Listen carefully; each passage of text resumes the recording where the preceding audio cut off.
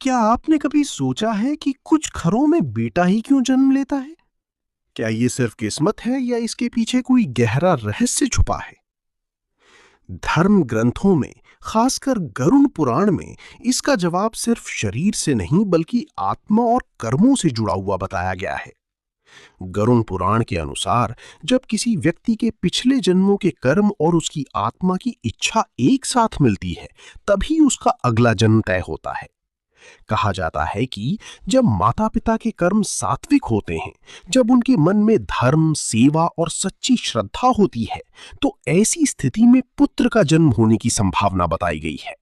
इतना ही नहीं, गरुड़ पुराण ये भी कहता है कि कुछ आत्माएं पितृ ऋण चुकाने के लिए जन्म लेती हैं और इसलिए वे पुत्र के रूप में इस दुनिया में आती हैं। यानी एक बेटा सिर्फ एक संतान नहीं, बल्कि एक अधूरी जिम्मेदारी पूरी करने वाला आत्मा भी हो सकता है। लेकिन एक बात हमेशा याद रखना, ये सब श्रद्धा और विश्वास पर आधारित है। वास्तविकता में हर जन्म ईश्वर की देन है।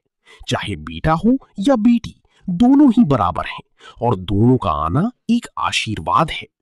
तो अगली बार जब आप ये सोचें कि बेटा क्यों होता है, तो सिर्फ शरीर से नहीं बल्कि आत्मा और कर्मों की गहराई से सोचिए।